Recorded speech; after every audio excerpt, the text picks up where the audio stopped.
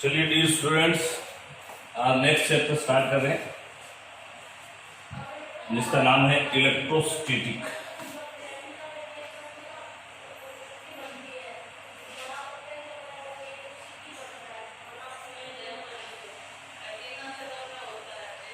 जिसको बोलते हैं स्थिर वैद्युत या इलेक्ट्रोस्टैटिक। बहुत इंपॉर्टेंट और अच्छा चैप्टर है, थोड़ा लंबा चैप्टर भी। इसको आप स्टेप बाय स्टेप स्टार्ट करें। देखिए, इसको इलेक्ट्रोस्टैटिक क्यों बोलते हैं, सबसे पहले तो ये देखिए स्थिर वैद्युत की क्यों बोलते हैं। बिकॉज ये एक फिजिक्स की वो ब्रांच है जिसमें चार्ज के स्टैटिक फिनोमिना से डील किया जाएगा, यानी आवेश की जो स्थिर अवस्था होती है, static phenomena of the charge से डील किया जाएगा कि स्टैटिक चार्ज जो है, स्थिर आवेश जो है, वो कैसे कैसे इफेक्ट उत्पन्न करता है। वो बनाएगा, फोर्स लगाएगा, इलेक्ट्रिक फोर्स वैद्युत बल, वो इलेक्ट्रिक पोटेंशियल बनाएगा, वो इलेक्ट्रिक फील्ड बनाएगा, वो इलेक्ट्रिक डाइपोल बनाएगा, वो फ्लक्स प्रोड्यूस करेगा। कैसे कैसे इफेक्ट वो प्रोड्यूस करता है उसके बारे में हम डिस्कशन करेंगे। तो दैट्स वाई अभी ये स्टैटिक इलेक्ट्रिसिटी है, इसके बाद सेकंड चैप्टर जो आएगा वो डायनेमिक इलेक्ट्रिसिटी होगी, जिसको करंट इलेक्ट्रिसिटी के नाम से जानेंगे। So that's why electrostatic is the branch of the physics in which we deal with the static phenomena of the charge.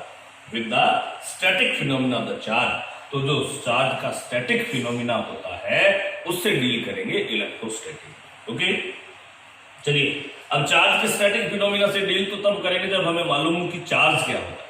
तो चार्ज के बारे में थोड़ा बेसिक इंट्रोडक्शन पढ़ लेते हैं। एक्चुअली चार्ज, ये मान लीजिए कि मैटर की वो प्रॉपर्टी है जिससे अट्रैक्शन और रिपल्शन की उसके अंदर अट्रैक्शन और रिपल्शन का जो गुण है वो प्रोड्यूस हो जाता है।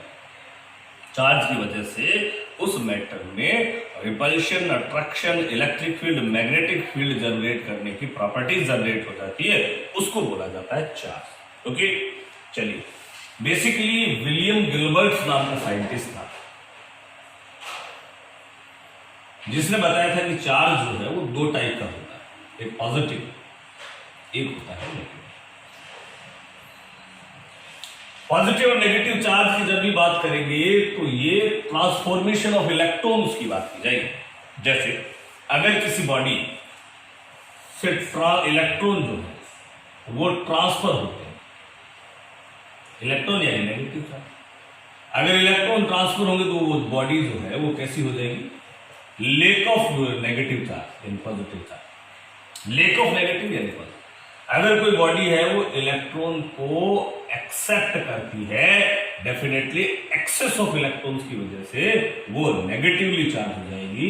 नंबर 2, क्या ये बात समझ में आ गई? तीसरा और इंपॉर्टेंट पॉइंट, इसका मतलब अगर मेरे पास कोई न्यूट्रल बॉडी है, कोई नेगेटिवली चार्ज बॉडी, कोई पॉजिटिवली चार्ज बॉडी, इनके मास का अगर मैं कंपैरिजन करूं तो ये क्वेश्चन पूछा भी गया, तो ध्यान रखिएगा।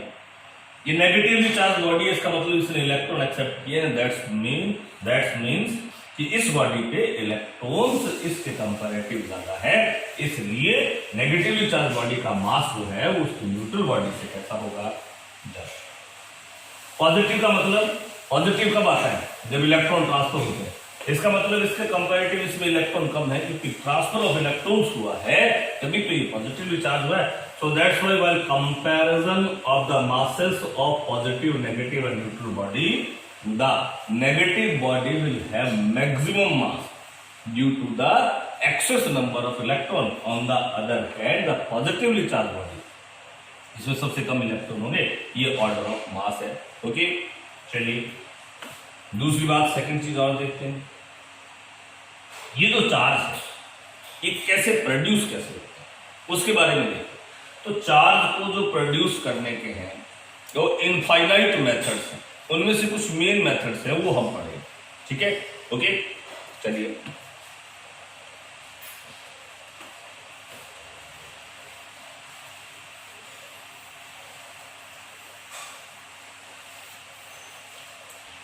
कई सारे मेथड्स हैं, उनमें से मेन मेथड्स हम पढ़ेंगे।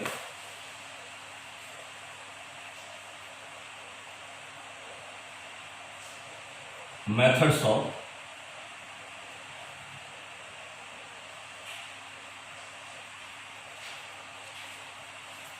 पहला जो मेथड है उसको बोलते हैं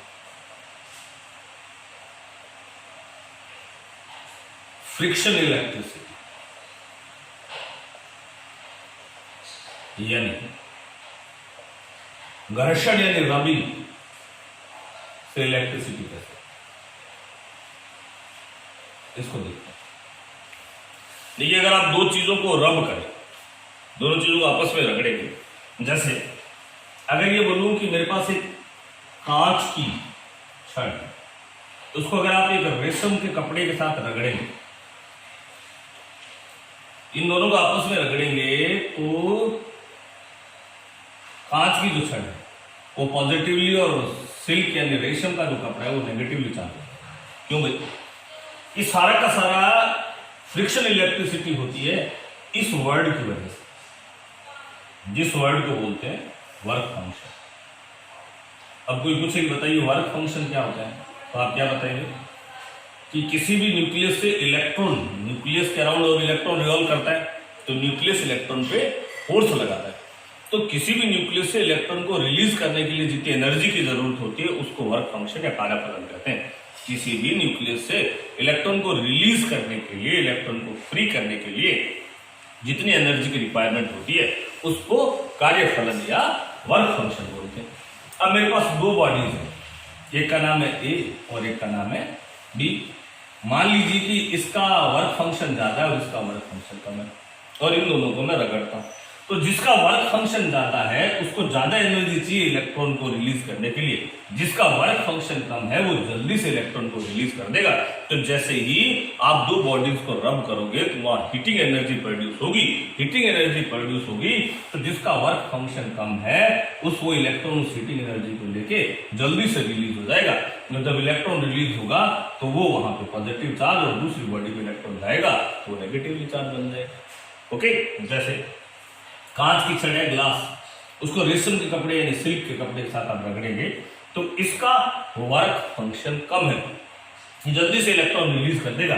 तो जब इसका वर्क फंक्शन कम है तो ये इलेक्ट्रॉन रिलीज करेगा, इलेक्ट्रॉन रिलीज करेगा तो इसमें पॉजिटिव चार्ज, वो इलेक्ट्रॉन इस पे आएगा तो ये नेगेटिवली चार्ज हो जाएगा। यही बात आप समझ। ऐसे ही अगर एबोनाइट की रॉड है, उसको भी पॉलीथीन पे रब करें तो ये एबोनाइट की रॉड है वो पॉजिटिव और पॉलीथीन जो है वो नेगेटिवली चार्ज है। इसका वर्क फंक्शन कम था, इसने इजीली इलेक्ट्रॉन दे दिया और ये इलेक्ट्रॉन देके पॉजिटिवली और नेगेटिवली। इसको बोलते हैं फ्रिक्शन इलेक्ट्रिसिटी यानी घर्षण विद्युत। इसका रीजन, मेन बेसिक रीजन होता है due to the difference of the work function, दोनों वस्तुओं के कार्यफलनों में अंतर। फ्रिक्शन इलेक्ट्रिसिटी जो होती है उन पे दोनों बॉडीज पे इक्वल एंड अपोजिट नेचर का चार्ज आ जाता है। जितना इसमें पॉजिटिव आएगा उतना इसमें नेगेटिव आ जाएगा। क्या ये बात समझ में आ गई क्या? इसको बोलते हैं friction electricity. When two bodies are rubbed each other, जब दो वस्तुएं एक दूसरे के साथ परस्पर रगड़ी जाती हैं तो the body having lace work function, जिसका वर्क फंक्शन कम होगा, वो डेफिनेटली रिलीज इलेक्ट्रॉन इजीली, वो इलेक्ट्रॉन को इजीली रिलीज कर देगी।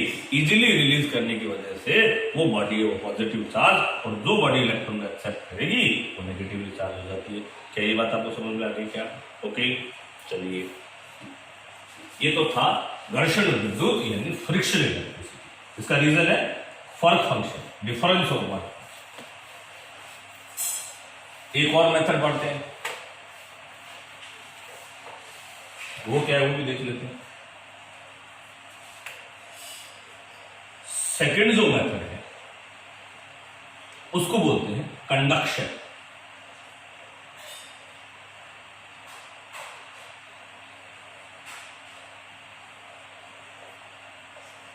ओके, कंडक्शन किसकी वजह से होता है?